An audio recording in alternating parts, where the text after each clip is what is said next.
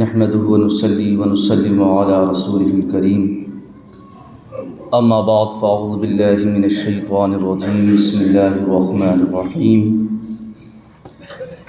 ان الذين يحبون ان تشيع الفاحشة في الذين آمنوا لهم عذاب أليم في الدنيا والآخرة والله يعلم وأنتم لا تعلمون صدق الله مولانا العظيم وصدق رسوله النبي الأمين الكريم ونحن على ذلك لمن الشاهدين والشاكرين والحمد لله رب العالمين۔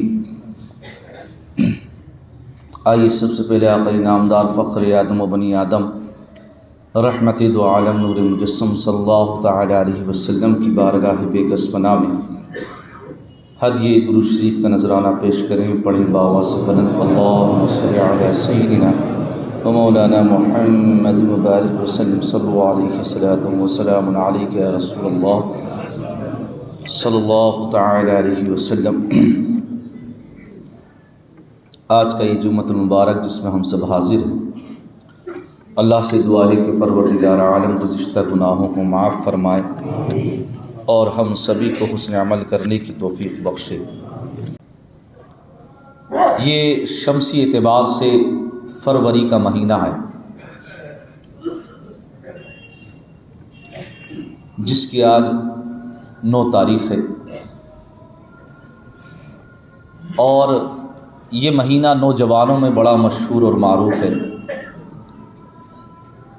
اور ہمارے نوجوان بچے اور بچیاں جو ہیں اس مہینے کو پیار کا مہینہ قرار دیتے ہیں۔ آپ سبھی سے یہی گزارش ہے اور آپ سبھی سے یہی امید بھی رکھتے ہیں ہم کہ آپ مسلمان ہیں، آپ مومن ہیں، تو اگر واقعی آپ اللہ پر ایمان رکھنے والے ہیں اور یوم آخرت یعنی مرنے کے بعد اٹھایا جانا ہے اس دن پر بھی ایمان رکھنے والے ہیں، میزان پر ایمان رکھنے والے ہیں، تو آپ وہی کام کریں گے جو اسلام نے کرنے کو کہا ہے۔ اس کے برعکس کریں گے تو ظاہر سی بات ہے آپ اللہ پر ایمان رکھتے ہیں تو پھر آپ کے ساتھ سزائیں بھی وہی دی جائیں گی، حد بھی وہی قائم کی جائے گی جو شرع نے اسلام نے قائم کی ہے۔ اس کو یوں سمجھیے کہ آپ جب ہندوستان میں رہتے ہیں اور آپ نے ہندوستان کی نیشنلٹی لے رکھی ہے، آپ کے پاس آئی ڈی ہے ہندوستان کی، اب ہندوستانی جو آئین ہے، جو کنسٹیٹیوشنس ہے، اس کے مطابق ہی آپ کو چلنا ہے۔ اگر آپ نے کوئی جرم کیا تو اب اسی کی دھارائیں لگیں گی آپ کے اوپر اور آپ کو سزا دی جائے گی، اگرچہ آپ ہندوستان سے پریم کریں یا نہ کریں، ہندوستان سے آپ کو محبت ہو نہ ہو، لیکن چونکہ آپ کے پاس ڈاکومنٹ ہندوستان کے ہیں، آپ ہندوستان میں رہیں تو آپ کو سزا وہ دی جائے گی۔ اس لیے جتنے بھی نمازی ہیں یہاں اللہ سے محبت کرتے ہو نہ کرتے ہو، اللہ پر یقین ہو نہ ہو، اور ظاہراً آپ اگرچہ نماز پڑھتے ہیں، ظاہراً آپ کہتے ہیں کہ لا الہ الا اللہ محمد رسول اللہ، تو بس اب اگر جرم کرو گے اور وہ جرم عائد ہو جائے گا، ثابت ہو جائے گا، تو پھر سزا بھی اسی کے مطابق دی جائے گی۔ اس کے لیے تیار ہو، اور یاد رکھو اسلام سے اچھا کوئی دین بھی نہیں ہے، یہ بھی ہم سب جانتے ہیں، اور اتنا پیارا دین کہ اللہ تبارک و تعالی نے اس کی پسندیدگی کو ظاہر فرمایا۔ ان الدین عند اللہ الاسلام، اللہ نے فرمایا کہ دین ہی اصل میں اسلام ہے، یا یوں کہو اسلام ہی اصل میں دین ہے، باقی کوئی دین نہیں ہے۔ اب یہ جو مہینہ چل رہا ہے اس میں عموماً جو ہوتا ہے کہ ہمارے نوجوان طبقہ، چاہے وہ لڑکا ہو یا لڑکی، کچھ ڈیز سیلیبریٹ کرتے ہیں۔ اسی میں ایک ڈے ہے ویلنٹائنس ڈے، جو 14 فروری کو عالمی پیمانے پر منایا جاتا ہے۔ واقف ہیں آپ لوگ اس سے یا نہیں ہیں؟ خیر جو نہیں ہے اچھی بات ہے، جو ہیں ان کے لیے بھی اچھی بات ہے، کیونکہ جب ہمیں پتہ ہو کہ یہ چیز بری ہے تبھی ہم اس سے روک بھی پائیں گے۔ یہ اتنی خطرناک ہے اور یہ اتنی بڑی بے حیائی ہے کہ کل قیامت میں تمہارے بچے اور بچیاں اگر جہنم کا ایندھن بنیں گی تو ممکن ہے کہ وہ تمہیں بھی اپنے ساتھ میں جہنم لے کر جائے۔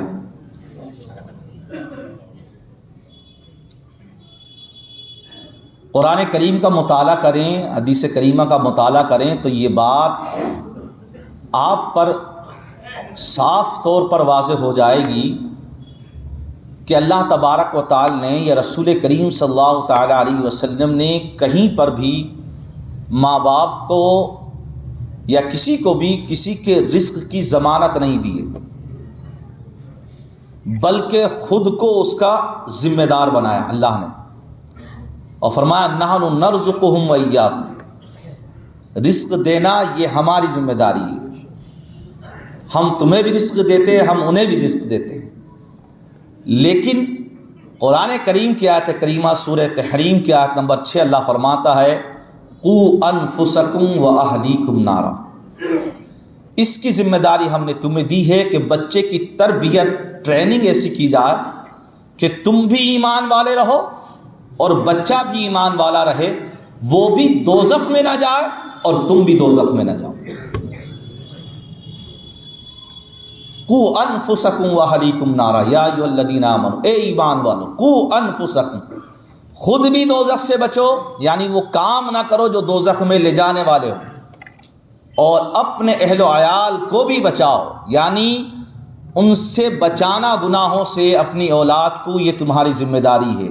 اب ظاہر سی بات ہے جب آپ کو یہ ذمہ داری دی گئی ہے تو پھر سوال بھی تم سے ہوگا۔ بڑی مشہور حدیث پاک ہے کلکم راعٍ وکلکم مسئول عن رعیتہ،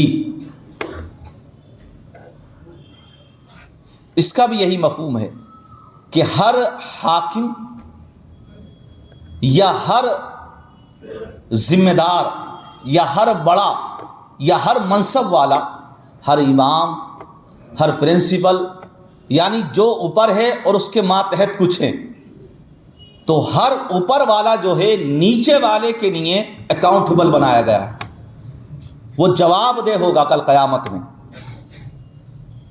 یعنی حاکم ہے تو وہ اپنی رعایا کے بارے میں جواب دہ ہوگا کہ اس کی رعایا کیوں بگڑی، ماں باپ ہیں تو وہ بچوں کے بارے میں، بڑا بھائی ہے تو چھوٹے بھائیوں کے بارے میں، بڑی بہن ہے تو چھوٹی بہنوں کے بارے میں، امام ہے تو مقتدیوں کے بارے میں، پرنسپل ہے تو ٹیچرز اور اسٹوڈنٹس کے بارے میں۔ غرض یہ کہ جو بھی آپ کو بڑی پد پہ رکھا گیا تو آپ نیچے والی چیز کی، یعنی جس چیز کی آپ کو ذمہ داری دی گئی اس کے لیے آپ جواب دہ ہیں کل قیامت میں۔ اور اگر سوال قائم یہی ہوا پہلا اور ہوگا، حدیث پاک میں آتا ہے کہ سب سے پہلے تو سوال یہ ہوگا کہ نماز کیا تھی، نماز کے بارے میں، روز محشر کے جاگ اداسی بود اولین پرسش نماز بود، سب سے پہلا تو سوال یہ ہے۔ لیکن اس کے بعد جو دوسرا اہم سوال ہے وہ یہ ہے کہ تم نے اپنی عمر کیسی گزاری ہے، اپنی اولاد کو کس راہ پر چھوڑا ہے، یہ سوال ہوگا، تو اس کی تیاری کریں۔ اب عموماً یہ اتنی بڑی بے حیائی ہے، یہ ٹیڈی ڈے ہو، روز ڈے ہو، چاکلیٹ ڈے ہو، ہگ ڈے ہو، یہ جو نام ہیں جو میں نے گنا ہیں، کچھ نوجوان تو بڑے مسکرا رہے ہوں گے کہ امام صاحب تو آج نوجوانوں کو لپیٹے میں لے رہے ہیں، بالکل، لیکن حقیقت یہ ہے کہ ان سے زیادہ جو ہے یہ سخت بات ان کے لیے ہے جو ان کے ماں باپ ہیں۔ کیوں اپنے بیٹے پہ جو ہے آپ نے لگام نہیں کسی، کیوں نہیں کھینچی آپ نے؟ لڑکی ہو یا لڑکا ہو، اگر ان دنوں میں آپ سے بہانے بنا کر باہر نکل رہا ہے تو اس کا پیچھا کرو، اور یہ مت سوچنا کہ برقع پہن کے نکل رہی ہے۔ ایسے ایسے ریکارڈ ہیں ہمارے پاس، ویڈیو بھی مل جائیں گی ہمیں، اور ایسے ایسے آپ کو ہمارے پاس ثبوت ملیں گے کہ لڑکی تو گھر سے پہن کے برقع نکلتی ہے، لیکن جیسے ہی میٹرو اسٹیشن پہنچتی ہے تو برقع اتر جاتا ہے۔ یہ سچائی ہے، حقیقت ہے۔ اور پھر اس کے بعد جو ہے وہ اپنے آرام سے کبھی غیر مسلم لڑکے کے ساتھ ناچتی ہوئی نظر آتی ہے، تو پتہ چلتا ہے کہ فیس بک پہ جو ہے پھر اس کی اشاعت ہو رہی ہوتی ہے، اب وہ لڑکا جو ہے اس کی ویڈیو اور فوٹو بنا کر ڈال رہا ہے۔ اب کرتے رہو ہراسمنٹ کا شکار آپ جو ہے، کیس کچھ نہیں ہونے والا۔ اب پریشان ہیں، حضرت کوئی کمی نہیں چھوڑی ہے، بڑی اچھی تربیت کر رہے تھے، اور جب کوئی بلڈنگ گرتی ہے کسی بلڈر کی تو وہ پہلے یہی پتہ لگاتا ہے کہ یہ گری کیوں تھی، لیکن سمجھدار ویکتی اس کے ہر اینگل سے جانچ کرتا ہے، پھر اس کے بعد ہی اس کی بنیاد رکھتا ہے تاکہ مضبوط رہے۔ تو آپ شروع سے ہی اس کی ہر اینگل سے جانچ کرتے ہوئے تربیت کرتے ہیں، لیکن ایسا نہیں ہوتا ہے۔ اب اس پر اگر گفتگو کروں گا تو بہت بڑھ جائے گی۔ ہندوستان کے حالات ہم سبھی جانتے ہیں۔ اپنی بہن بیٹیوں پر نظر رکھو، اپنے بچوں پر بھی نظر رکھو۔ ممکن ہے آپ کی بیٹی نہیں، بیٹا ہے آپ کا، اور خوب صاحب عیاشی کر رہا ہے، مستی کر رہا ہے، ہم سوچ رہے ہیں شاید لڑکے عذاب سے بچ جائیں گے، لیکن ایسا نہیں ہے، ایسا نہیں ہے۔ یہ لڑکے بھی اگر کسی لڑکی کے ساتھ ہیں تو یہ بتاؤ، آقا صلی اللہ علیہ وسلم کے پاس ایک شخص آیا اور آ کر کہا یا رسول اللہ میں ایمان تو لے آیا لیکن ایک گناہ کرنا نہیں چھوڑوں گا میں۔ کہا کیا؟ کہا زنا کرنا نہیں چھوڑوں گا میں، یہ میرے بس میں نہیں۔ آقا صلی اللہ علیہ وسلم نے فرمایا پاس میں آؤ، پاس میں بلایا۔ روایت میں آتا اتنی پاس بلایا کہ نبی کریم صلی اللہ علیہ وسلم کے جو زانوے مبارک تھے اور اس شخص کی جو ٹانگیں تھیں نبی کریم صلی اللہ علیہ وسلم سے بالکل مل گئی، اتنی پاس بلایا۔ صحابہ بھی بیٹھے ہوئے تھے۔ روایت میں آتا عمر فاروق اعظم کو تو غصہ آ گیا تھا جب اس نے یہ بات کہی۔ آقا صلی اللہ علیہ وسلم نے کہا پاس آ۔ کہا اچھا یہ بتا، کیا تو اس بات کو پسند کرے گا کہ تیری ماں کے ساتھ کوئی زنا کرے؟ فرمایا نہیں۔ کیا اس کو پسند کرے گا کوئی تیری خالہ کے ساتھ زنا کرے؟ فرمایا نہیں۔ کہا تیری بہن کے ساتھ کوئی زنا کرے؟ آقا صلی اللہ علیہ وسلم نے بہت سارے رشتے بتائے وہاں پر، اس نے کہا نہیں۔ پھر آقا صلی اللہ علیہ وسلم نے فرمایا کہ جس کے ساتھ تو یہ زنا کرے گا ممکن ہے وہ کسی کی ماں ہو، جس کے ساتھ تو زنا کرے گا ممکن ہے کہ وہ کسی کی بہن ہو، جس کے ساتھ تو یہ بدفعلی کرے گا ممکن ہے کہ وہ کسی کی خالہ ہو، اور جب تجھے اپنی خالہ، اپنی ماں، اپنی بہن کے ساتھ یہ برداشت نہیں تو کیا کسی دوسرے کو یہ برداشت ہوگا کہ اس کی خالہ یا اس کی ماں، اس کی بہن کے ساتھ یہ کیا جائے؟ روایت میں آتا ہے اس نے جب نبی کریم صلی اللہ علیہ وسلم کی یہ گفتگو سنی تو صحابہ گواہی دیتے کہ جب وہ گھر سے نکلتا تھا، اول تو نکلتا ہی نہیں تھا، روایت میں آتا نکلتا ہی نہیں تھا گھر سے، اور جب نکلتا تھا تو اپنی نگاہیں نیچی رکھتا تھا، کسی پر نگاہ نہیں ڈالتا تھا۔ نبی کریم صلی اللہ علیہ وسلم نے دعائیں دی تھی پھر اسے۔ آپ نے اپنے بچے اور بچوں کی ذہن سازی کیوں نہیں کی؟ آج اسلام کو بدنام کرنے میں سب سے بڑا اگر کردار کسی کا ہے تو وہ خود مسلمانوں کا ہے۔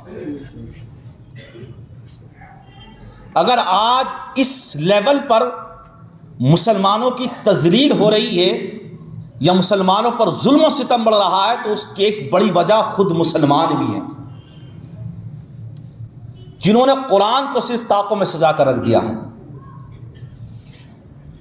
جنہوں نے احادیث کریمہ کو کچھ نہیں سمجھا ہے، جنہوں نے سب کچھ دنیا کی محبت اور مال و دولت کو سمجھ لیا ہے، اپنی اولاد کو سمجھ لیا ہے، جبکہ یہاں بیٹھے ہوئے ہر وہ بوڑھا آدمی وہ جانتا ہے کہ یہ اولاد بھی کسی وقت بھی پلٹ سکتی ہے اور کبھی بھی بے وفائی کر سکتی ہے، اور یہاں تک کہ جبکہ حکم ہے کہ اولاد کے لیے کہ ماں باپ کے آگے ایسے پیش آیا کرے جیسے ایک غلام اپنے آقا کے سامنے پیش آتا ہے، ایک نوکر اپنے مالک کے سامنے پیش آتا ہے، لیکن اس کے باوجود کیس ایسے آتے ہیں کہ یہ اولاد اس دولت کے چکر میں اپنے ماں باپ کو بھی جو ہے قتل و غارت گری کا شکار بنا دیتی ہے۔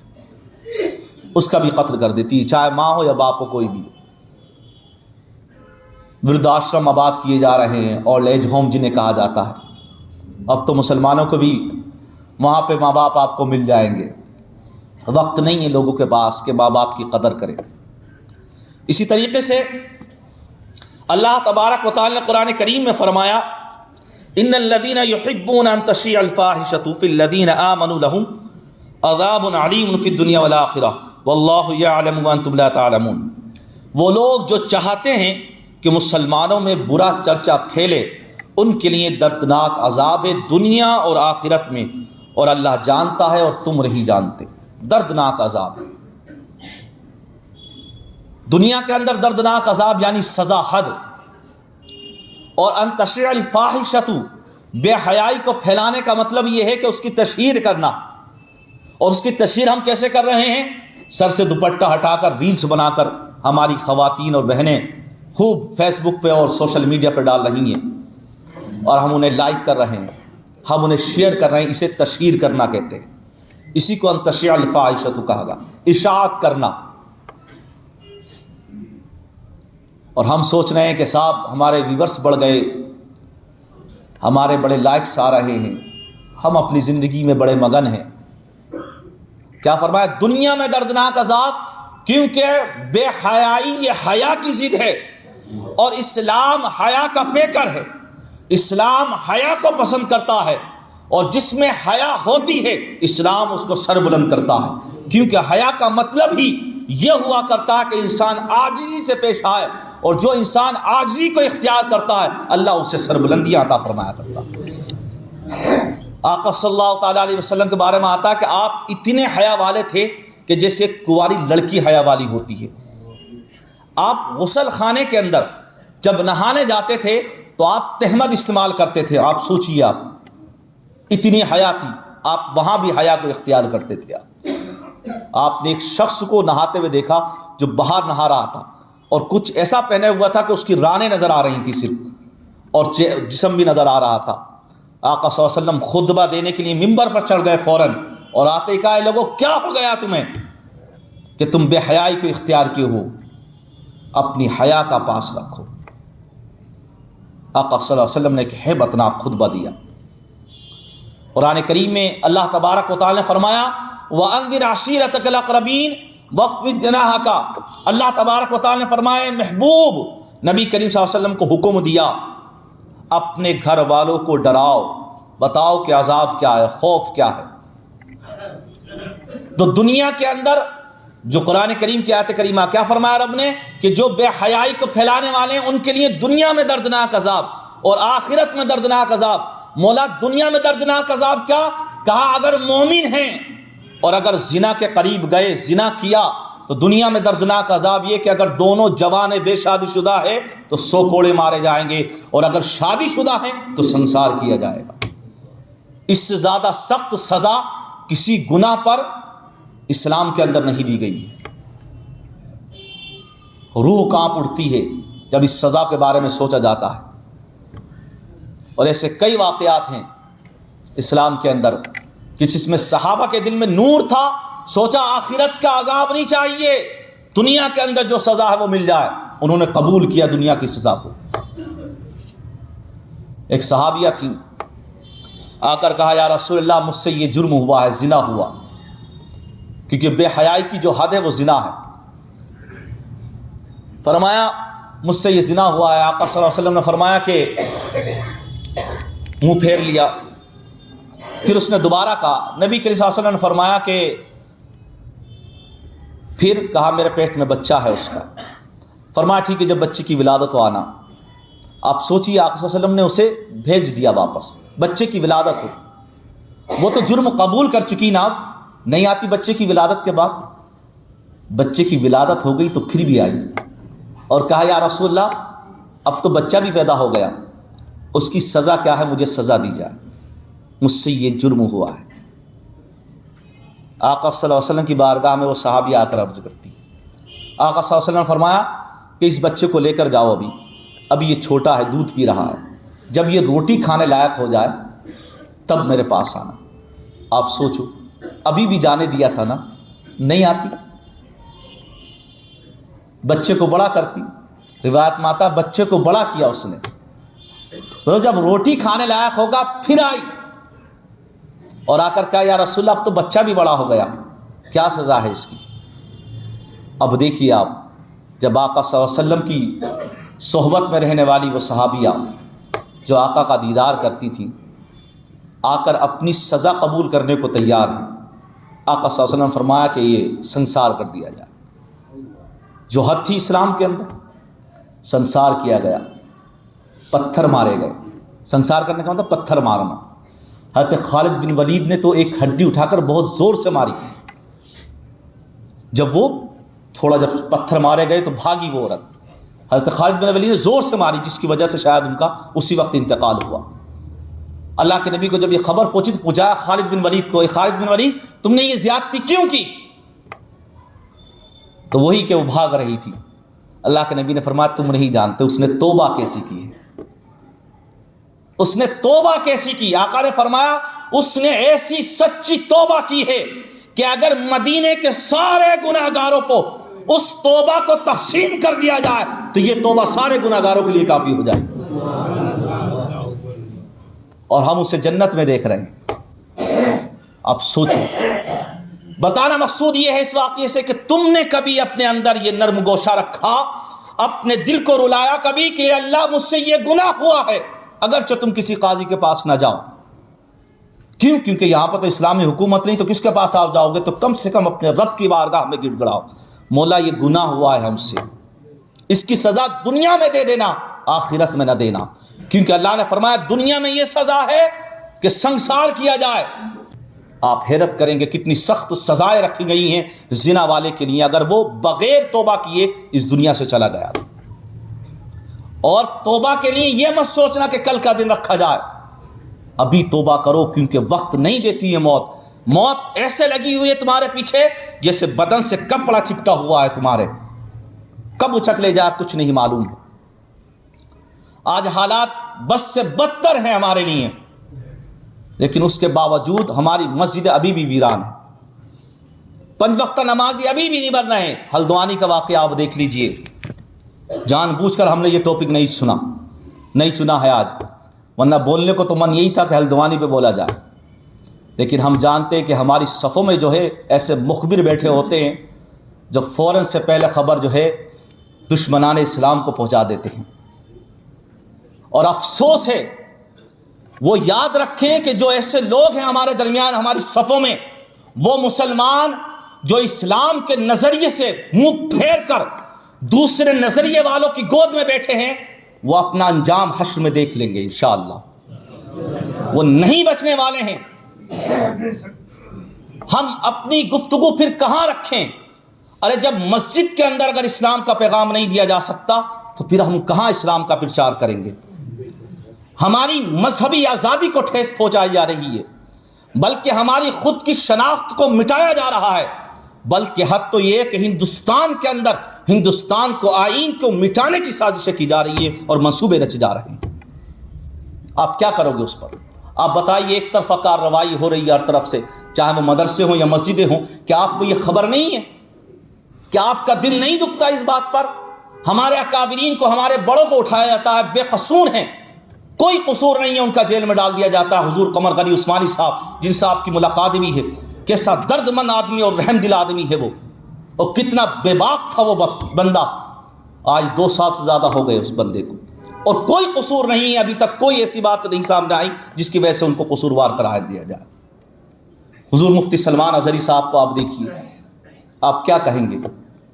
لیکن کیا ہے کہ اگر بولا جائے تو وہی ہے, کیونکہ ہمیں بھی خبر رہتی ہے ان چیزوں کی. بلکہ سب سے پہلے پولیس ہمیں فون کرتی ہے کہ حالات ایسے نہیں ہیں. بتائیے, گولی مارنے کا حکم دیا گیا, اب بتائیے یہ ظلم نہیں ہے؟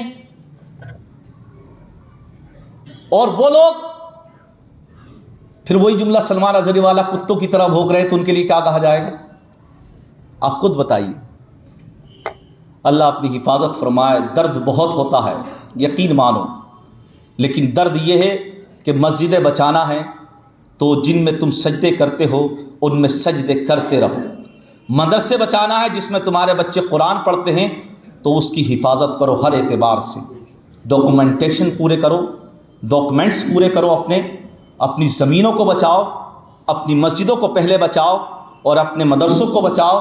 اور یہ جو خانقاہ والے سوچ رہے ہیں کہ خانقاہ نہیں، قبریں ایسی ہیں کہ سب کا نمبر سلسلے وار ہے، کوئی نہیں بچنے والا ہے، یہ دور تک بات جانے والی ہے۔ اللہ حفاظت فرمائے، اور کوئی غلطی ہو مولا معاف فرمائے۔ استغفر اللہ ربی من کل ذنب واتوب الیہ وما علیہ۔